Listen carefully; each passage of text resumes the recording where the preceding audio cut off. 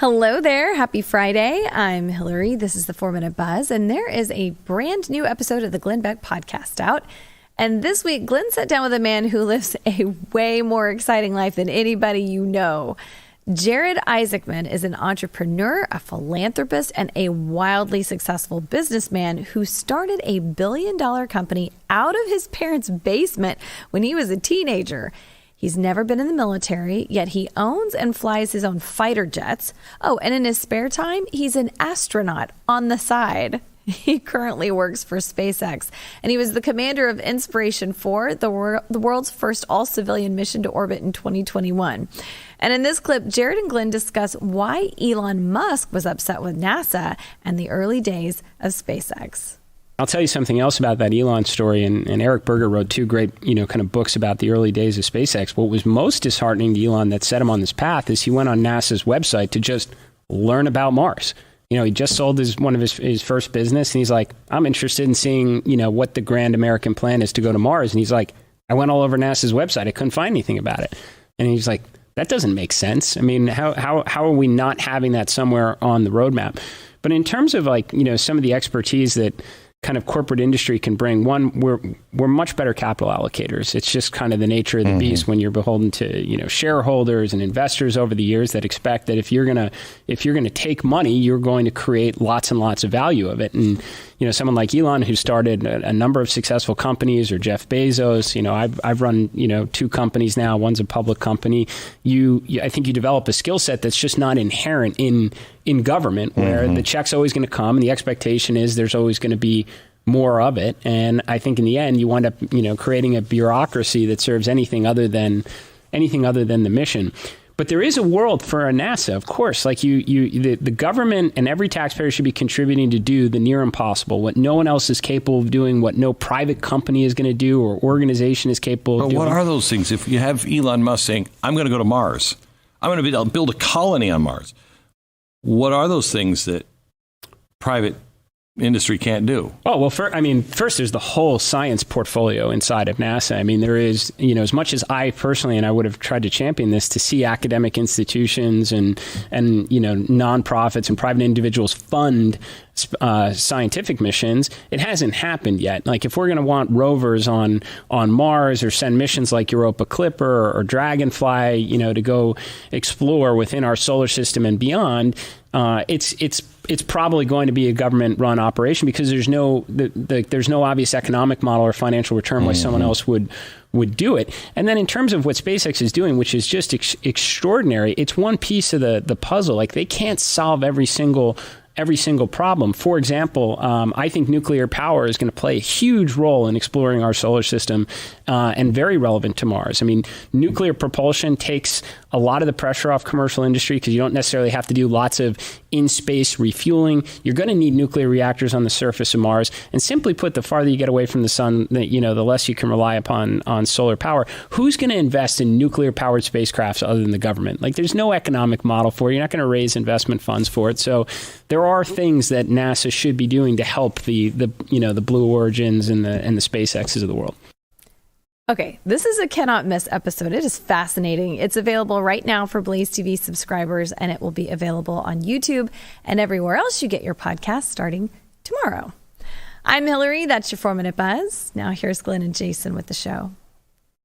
Thank you very much. Let me talk to you a little bit about our sponsor this half hour. Our sponsor is Chapter. Medicare, you wouldn't want Medicare to be easy, would you? I mean, what would the fun be? You'd have to have people in Washington that actually cared and worked and everything else. Picking the right plan is very, very difficult, knowing which one to get, and you'll spend hours on the phone, et cetera, et cetera. If you want to make it easier, if you want to get the right plan, Chapter makes Medicare really simple. They're not selling you anything. They're not pushing you toward one company or another. They're just helping. And this all started because these guys, all probably in their 40s now, their parents were getting on to Medicare, and they were all shafted. And they realized as they started looking into it for their parents, they're like, there's no way to navigate this. So they all left their Silicon Valley jobs and started Chapter. you want to make it simple. You want to get it right. Dial pound 250. Say the keyword chapter. Pound 250 keyword chapter. Go to askchapter.org/Beck. Askchapter.org/Beck. Chapter is your move for anything related to Medicare. Askchapter.org/Beck.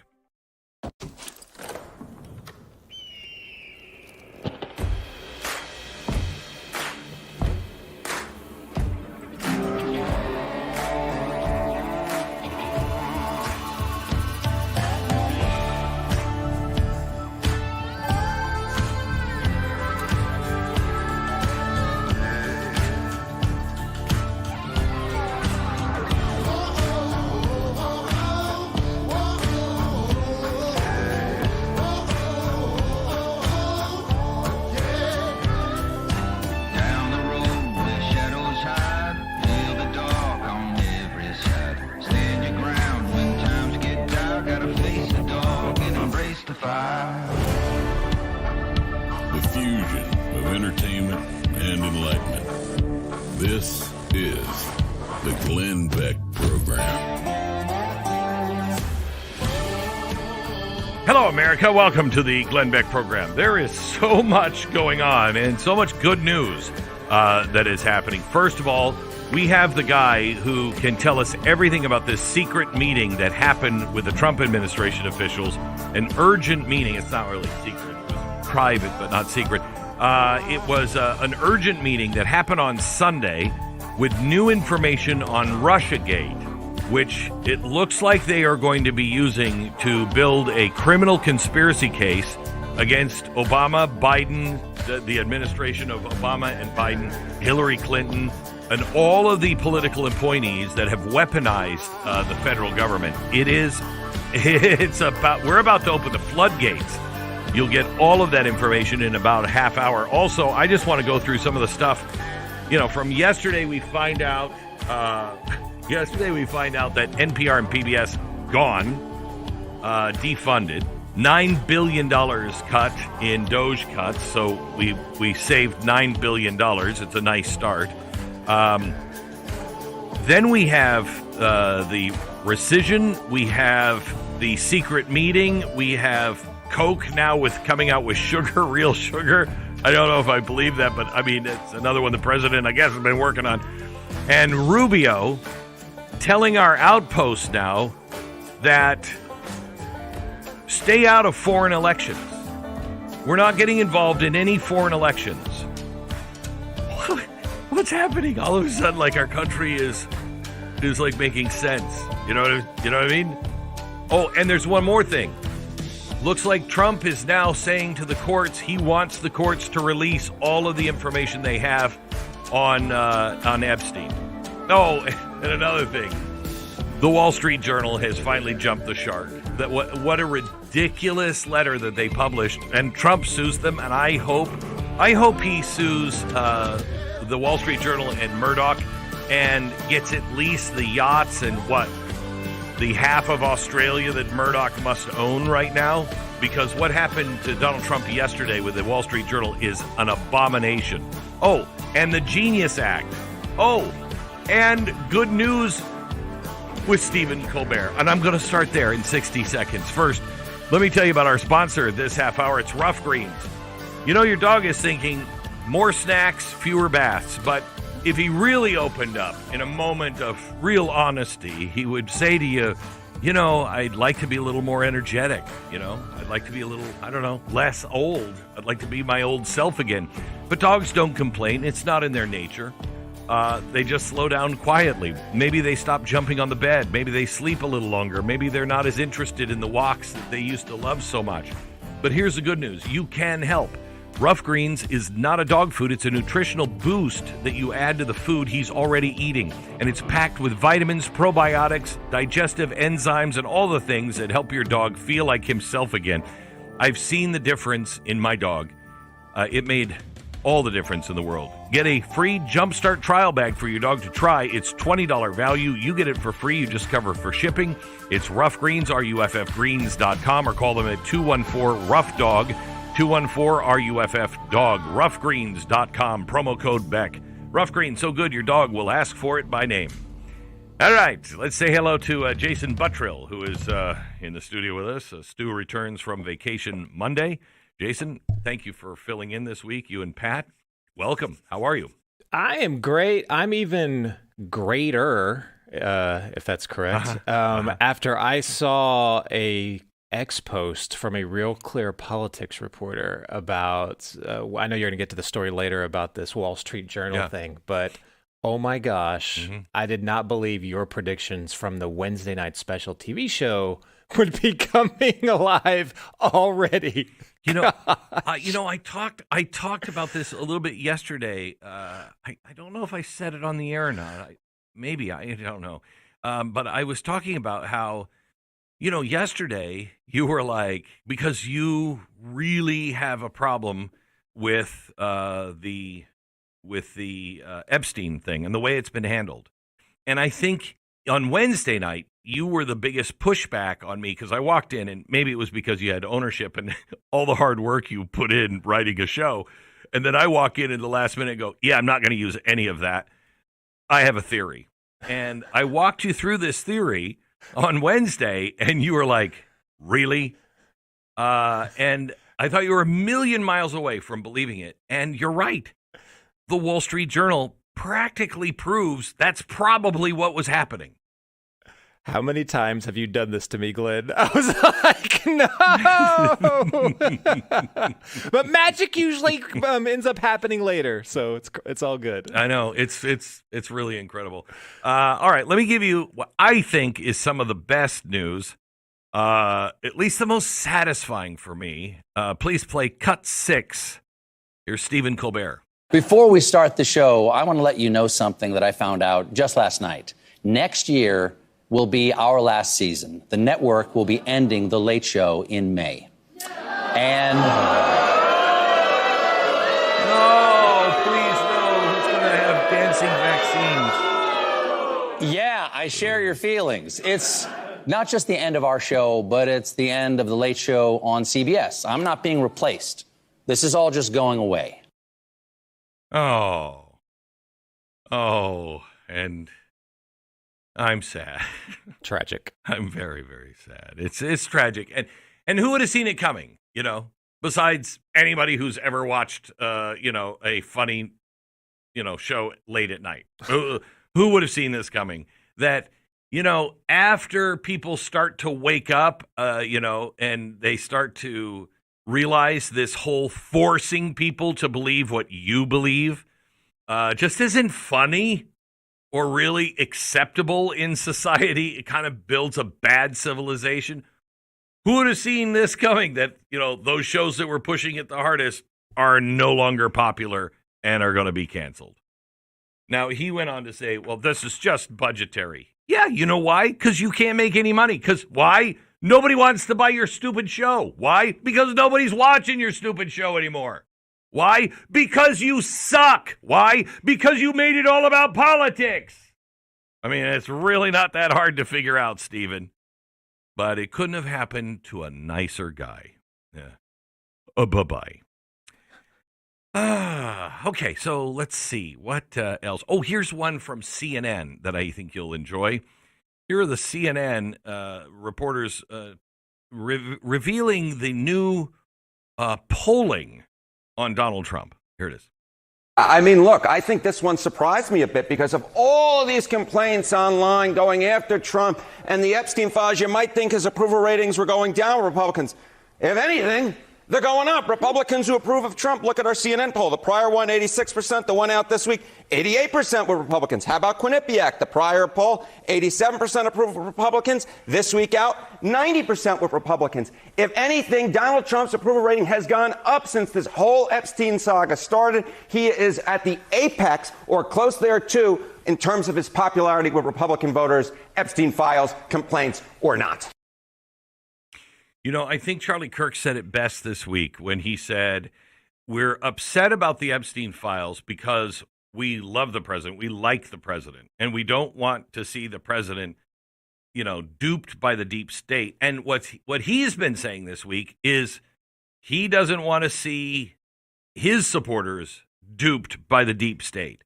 And as it turns out, he may be the right one on this. But we'll see. We'll see as we'll follow it, and we'll give you all the information coming up in just a little while. We have so much to cover today. Here's some more good news.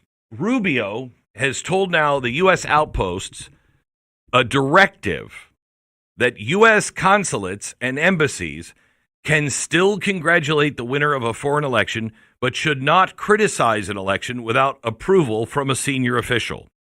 Marco Rubio directed overseas outposts to refrain from weighing in on foreign elections unless there's a clear and compelling U.S. interest in doing so.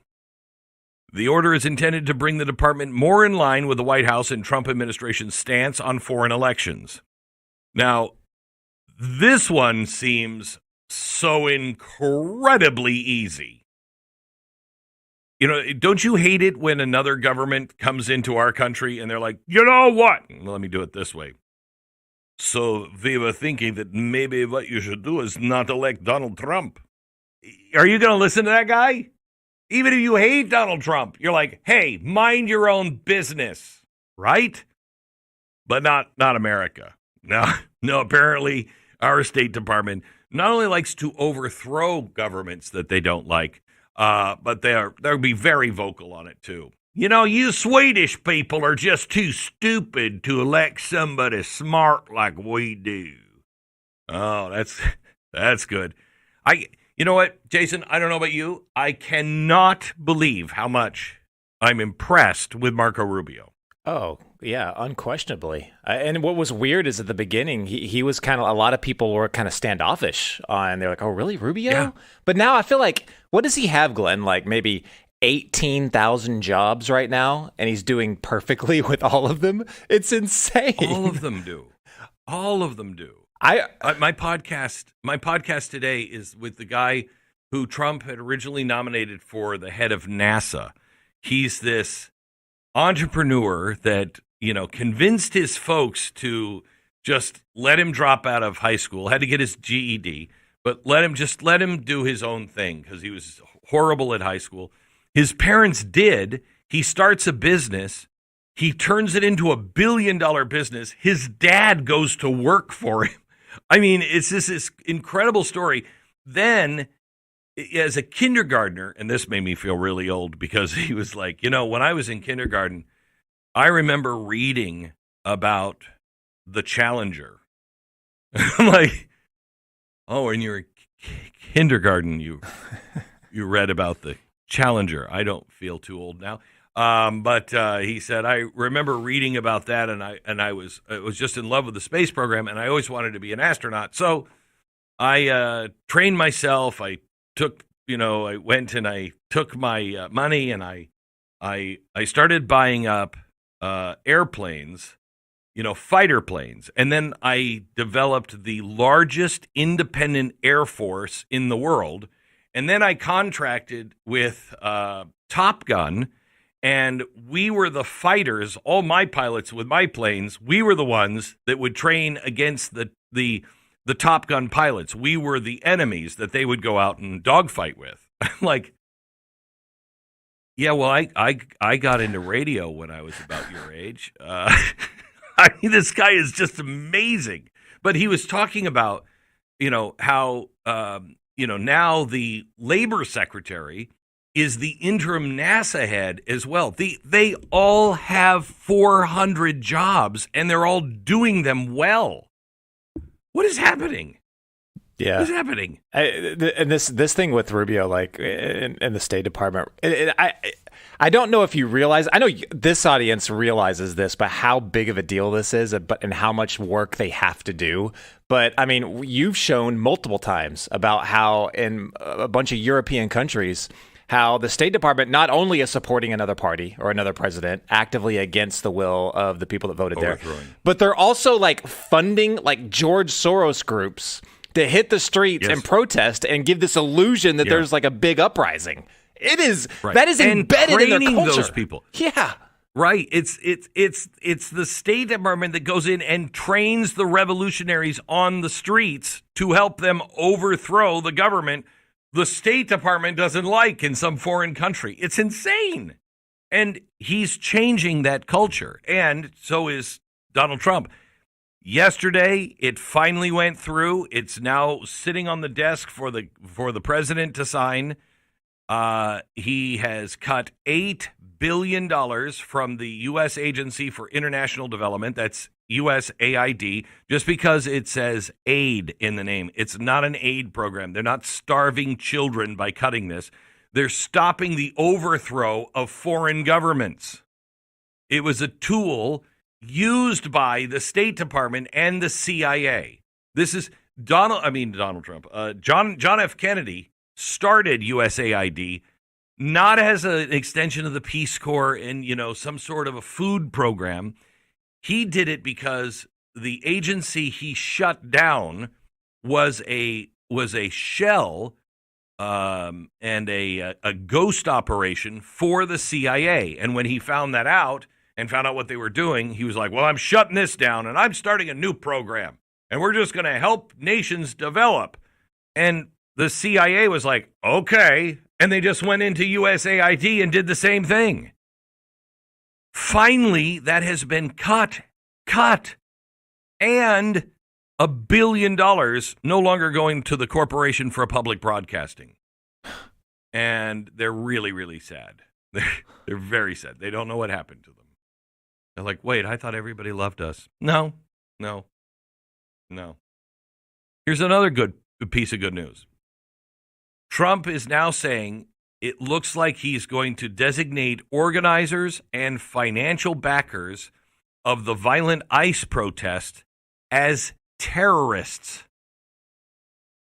So if you are backing the violent ICE protests, you're going to go on the list for the government as a terrorist organization. Oh, boy, that'd be bad for your date nights. Sorry, I don't know if we can go out to eat tonight. I've just been designated a foreign terrorist. I mean, that's really bad. So he's designating organizations as a terrorist group. If you provide material support, he will freeze your assets, restrict travel for members and supporters, and it will allow for enhanced law enforcement surveillance. I don't like that. Investigations and federal resource deployment while signaling security threat domestically and internationally. Now, this is, of course, going to be, they're going to start saying they're going to starve children or whatever their excuse is this time. These are people, many of them, working with foreign governments who are working with our own governments, with the people that used to be in USAID, to overthrow our nation. If you are paying and organizing these protests that are designed to be violent, not all protests, those that are designed to be violent, I'm sorry, you're a terrorist.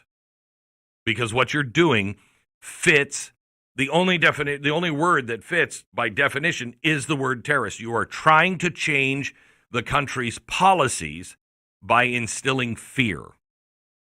So, congratulations on yet another great move by the President of the United States. Now, the House sent the Genius Act to Trump and passed 2 other crypto bills. We'll get into that.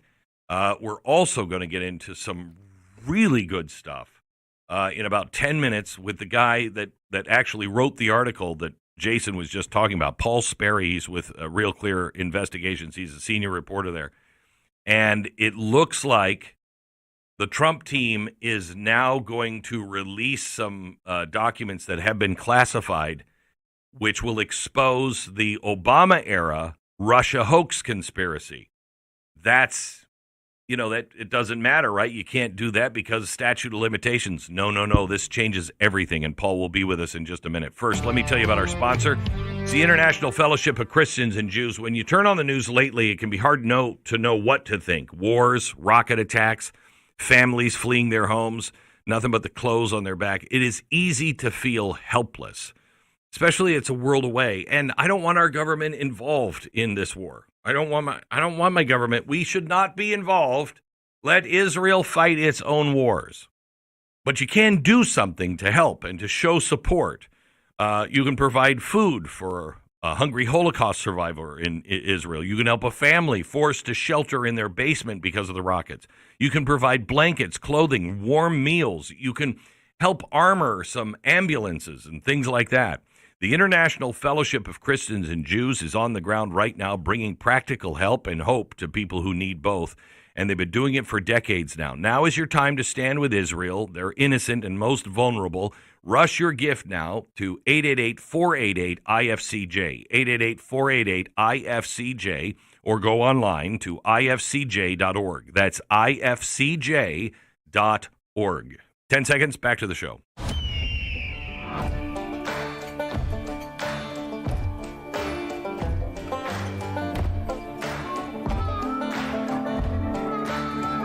By the way, the podcast releases everywhere tomorrow. It's available now on Blaze TV, but tomorrow morning it'll be on my YouTube channel, wherever you get your audio podcast. The billionaire astronaut that should have led NASA. This guy is amazing. His name is Jared Isaacman. You're gonna love this. You're gonna love this interview. Thank you so much to WJNO here in West Palm Beach. I'm in West Palm today doing the show. Really by the skin of my teeth. Thank you again, American Airlines. We had a really good pilot who decided to reject the airplane that we were on because he was like, this plane keeps having problems and they want us to fly it to Florida, and I don't think we should fly this one to Florida. They need to fix it. Thank you, American Airlines, for allowing me to land at 3 o'clock in the morning. Ah, God, these airlines suck. All right, let me tell you about our sponsor. Our sponsor is Leaf Filter. Of all the things you'd like to spend your Saturday doing, standing on a ladder digging wet, rotting leaves out of your gutters is not on the top of my list. I don't know about yours. And yet, here we are. Your house will punish you if you don't clean these gutters out. Clogged gutters mean water damage, foundation problems, maybe even a little bonus black mold just to keep things interesting. So don't wait. Leaf Filter. They have a patented system that keeps your gutters clear, your home protected, and your Saturdays free to do literally anything else but that. They come, they give you an estimate, they clean out the gutters, they install it, they guarantee it. You're never going to have to think about your gutters ever again because, honestly, life is too short to stand up on a really tall ladder and clean out your gutters. And in fact, doing that might actually shorten your life. Don't spend your summer worrying about the gutters. Schedule your free inspection. Get up to 30% off your entire purchase at leaffilter.com/glennbeck. LEAFfilter.com/glennbeck. Big changes are ahead, transforming history and how we learn about it. Keep track right now at glennbeck.com.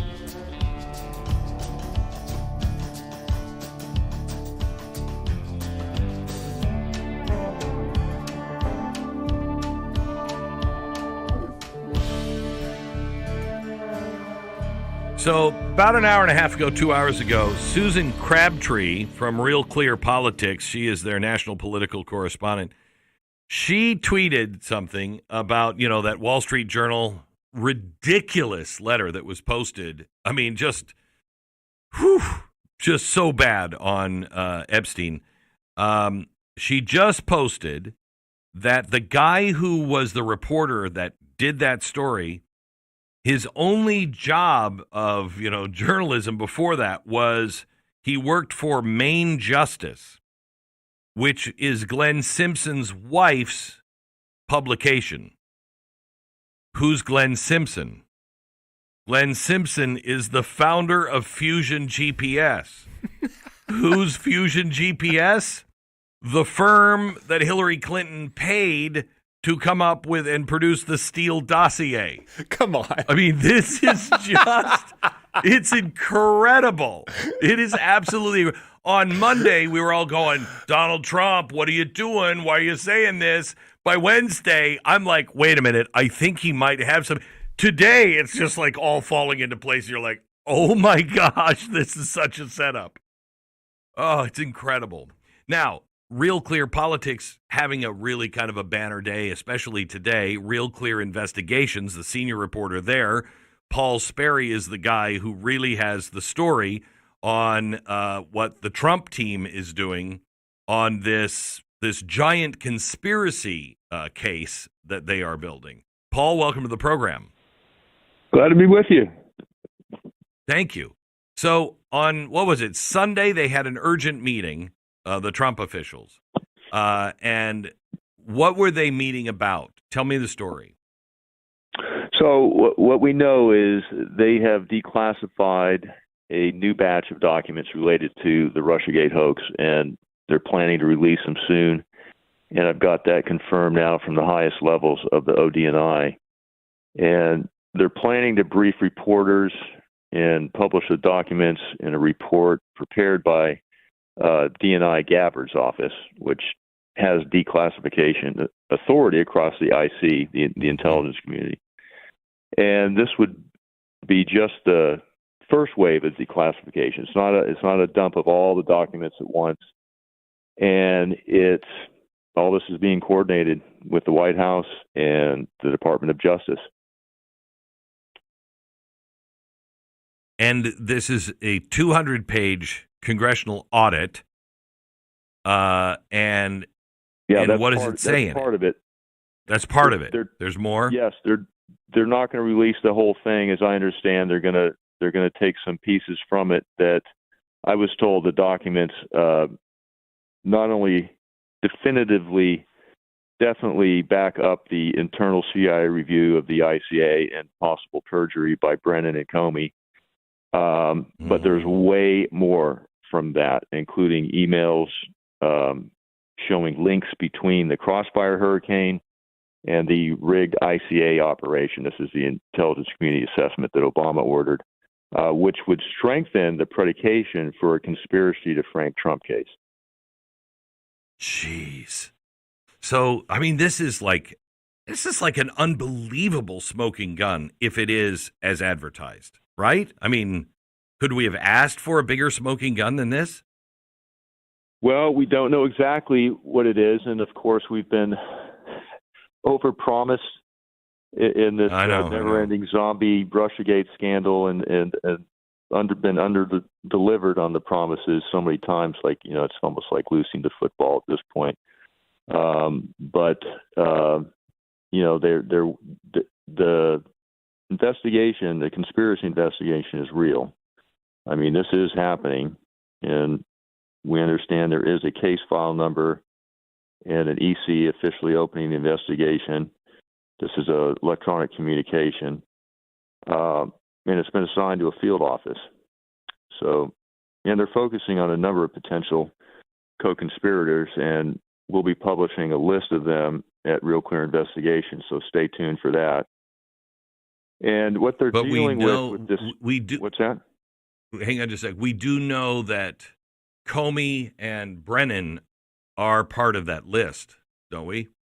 Absolutely. They've actually formally been named already in a criminal referral, and for conspiracy to commit perjury.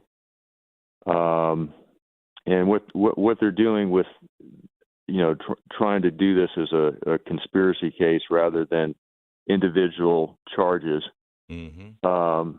They're trying to deal with the statute of limitations, which is 5 years in federal cases, most federal cases. So they have to tie it all back together as a broad conspiracy to get around the time limit. And that's why they're reaching as far back as the Clinton email investigation to also show the double standard of her favorable treatment by Comey versus Trump's aggressive treatment.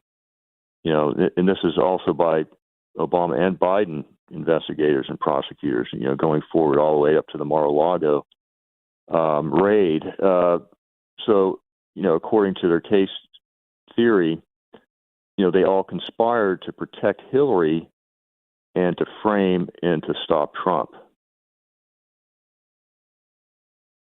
To protect Hillary from what? Just from investigation, so she could be president. From conviction, they exonerated her, the servers, and they never investigated. And that's another thing that they're looking at in these documents is the declassification of these highly classified annex. First of all, in the Inspector General report, that revealed a number of foreign actors breaching Hillary's emails in her unsecured email server.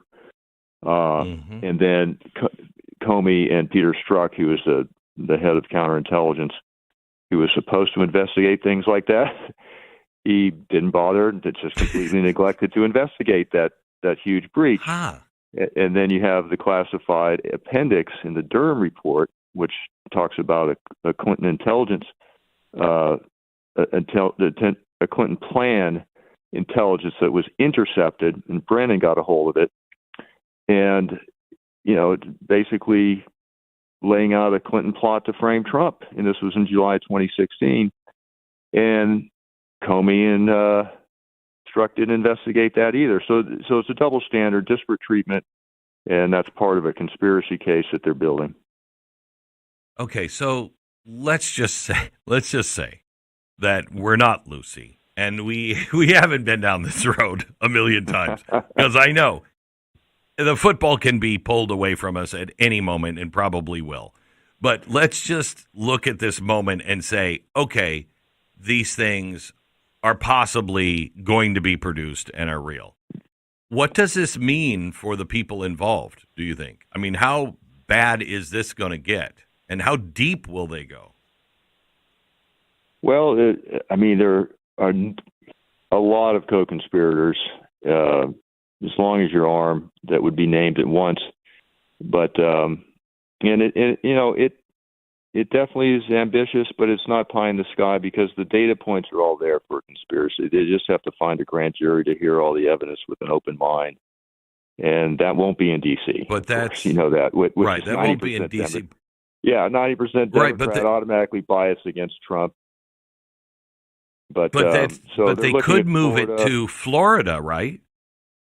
Sure, because as an ongoing conspiracy, they're going all the way through to Jack Smith and the whole Mar-a-Lago business, and on it goes with leaks and more sabotage.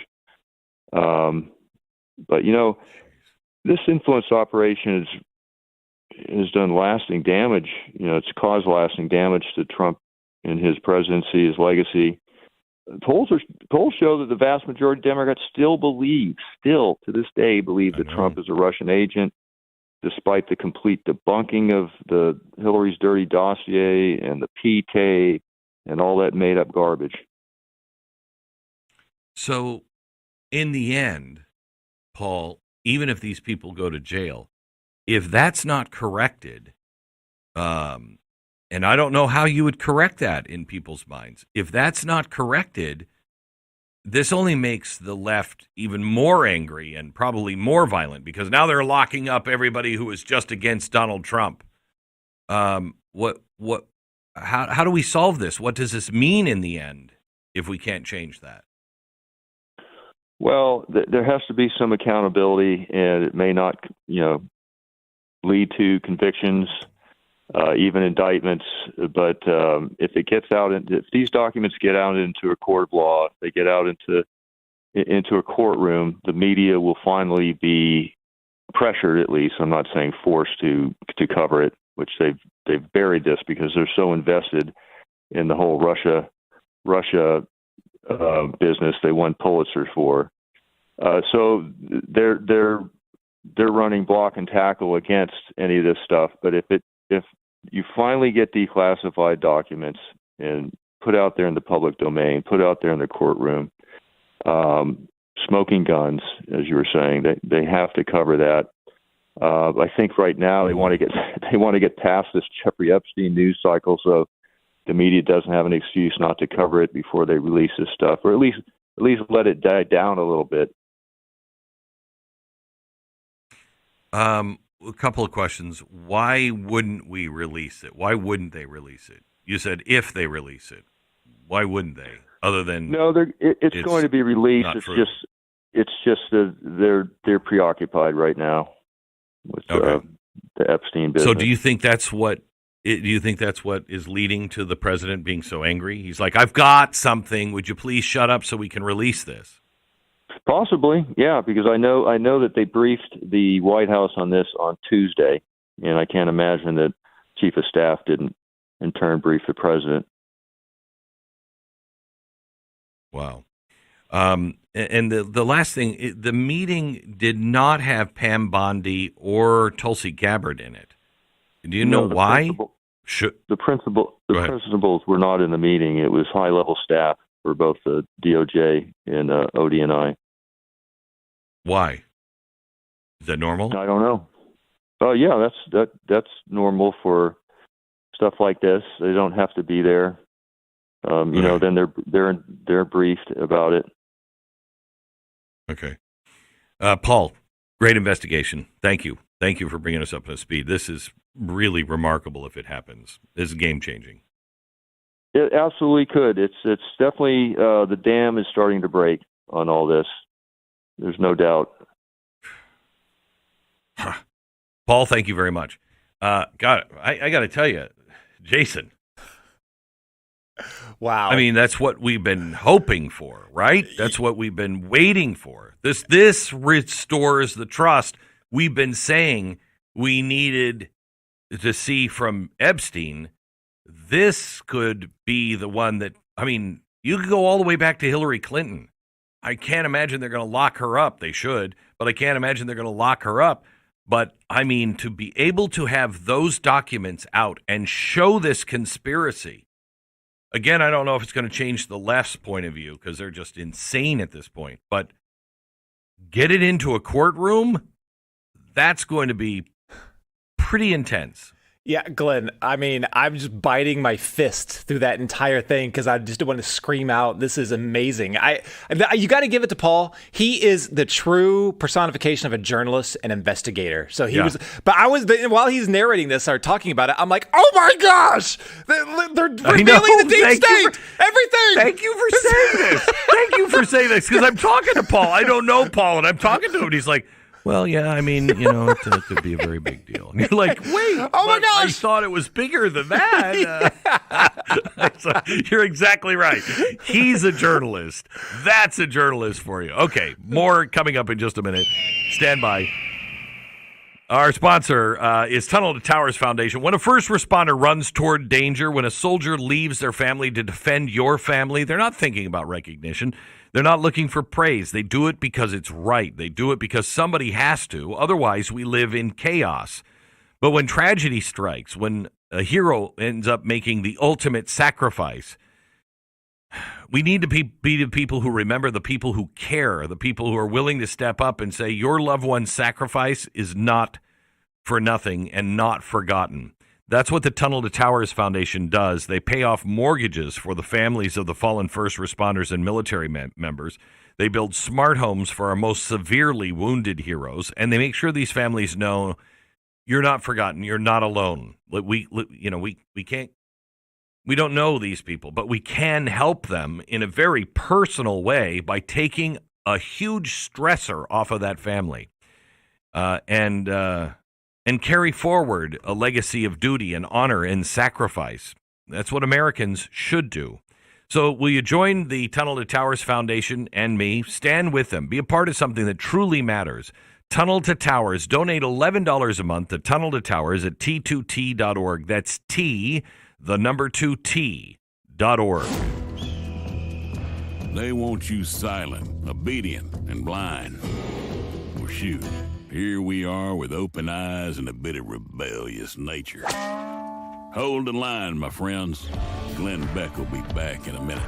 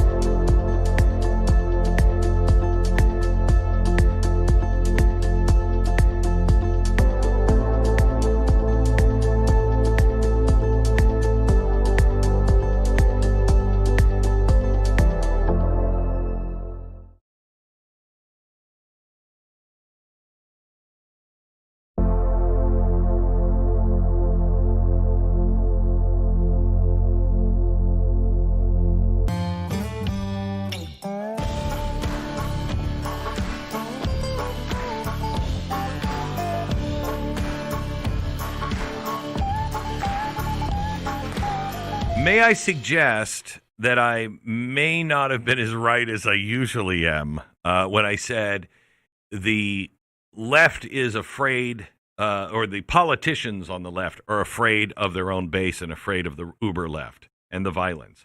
I think there is a possibility that it's not that they're afraid of the revolutionaries on the street. They are more afraid of justice. They are more afraid of going to jail because they know this thing looks like we're closing in. And it looks like everything's going to be exposed. And so they're more afraid of going to jail than they are of the revolutionaries. I think that's why they're not stopping possibility, why they're not stopping the most violent among them. It's that they feel probably that they have a better chance of survival with those guys than they do with prison and prison time. All right, more in just a minute. This is Glenn Beck.